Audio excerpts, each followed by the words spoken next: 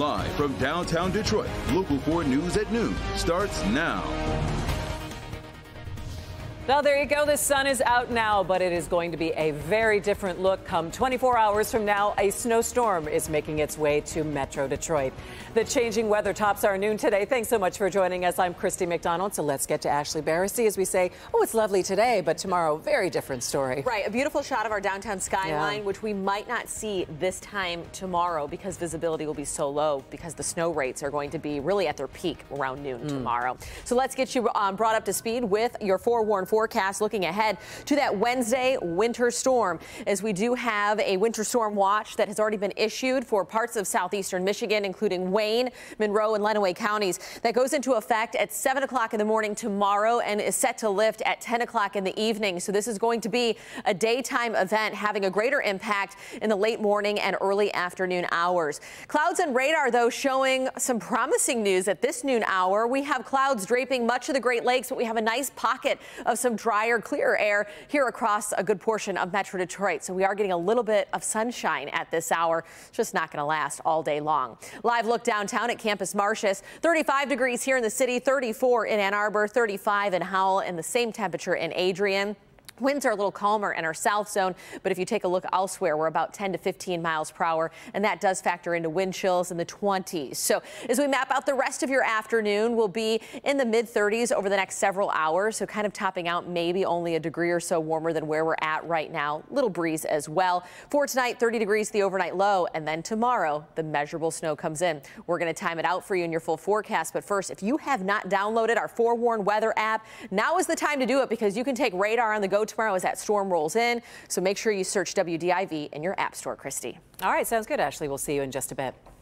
Turning to California this noon as the death toll rises from the mass shooting at a Lunar New Year celebration. At least 7 people were killed after a gunman opened fire at 2 separate sites in the community of Half Moon Bay. That's about 30 minutes south of San Francisco. Jay Gray has the latest from Monterey Park.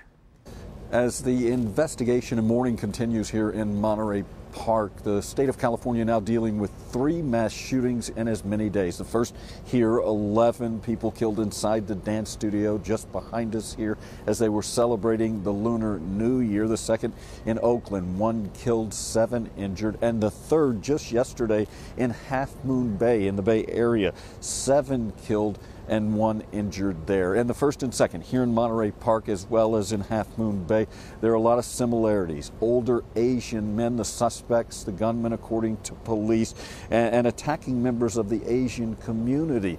We also know that in both these cases, while we don't know a motive, investigators do say that they appear to be personally driven, not any kind of act of terror. Now, here in Monterey Park, we're learning a little bit more about the evidence being recovered by officers. We know that there were 42 shots fired inside the dance hall here, and at the suspect's home, we know that they recovered weapons, a cache of ammunition, over 100 rounds. We also know that there were supplies to make homemade suppressors in the suspect's home as well.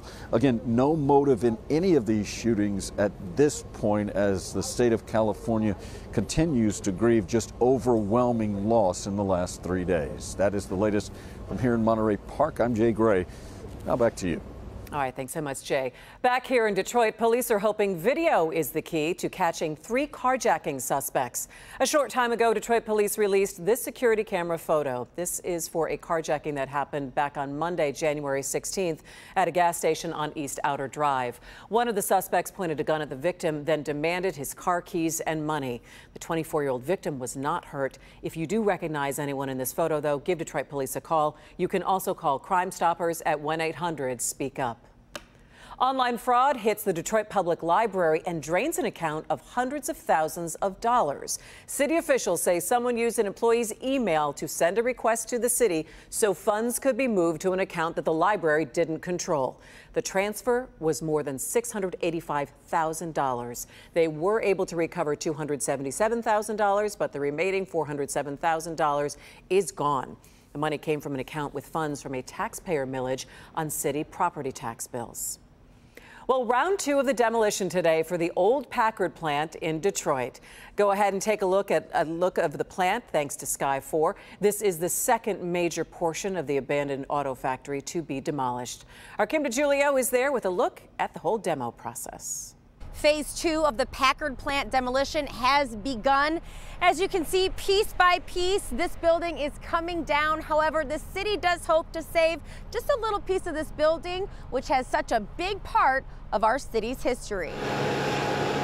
This property, located at 1539 East Grand Boulevard, is the last portion of the plant owned by the city. Palazuela owns a significant portion of the property in general here. This particular portion is city-owned. LaJuan Counts, director of the Detroit Demolition Department, referring to the Peru-based developer that still does own some portions of the plant. While phase 1 of the demolition, which started back in September on 6199 Concord, is expected to be finished soon, this section will be completed in March, making this a great location for new development in the near future. And we're just excited about the safety that this will bring to the city of Detroit and this area. There's currently no plans for what that future development may be. However, a portion of the Packard plant will stay for redevelopment. We're going to actually save a portion of this particular location. The most northest portion, the last 4 bays, we will save along the boulevard. It would be nice to see it in full glory. So for those of us who have lived here and always heard about this location but have never seen it in full use, it's a piece of history that we could take on further, right? And just across the street from this location is another portion of the Packard plant, which the city does not own. However, the hope is, with the city and Detroit residents, that this too will be demolished in the near future. Reporting in Detroit, I'm Kim DeGiulio, Local 4. Governor Whitmer is talking with Michiganders today ahead of her 5th State of the State address on Wednesday night. The governor held a roundtable discussion in Brighton this morning where people shared their growing concerns. Several people spoke about the toll of inflation on their families, plus the increasing costs of products, namely groceries and prescription drugs. They also talked about the ongoing teacher shortage the state currently faces.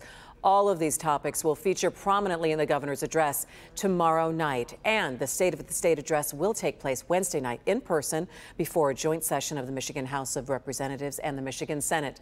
Local 4 Plus is your home for coverage of the State of the State. I'll be kicking off our coverage at 6:30 p.m. Again, that's on Local 4 Plus and clickondetroit.com.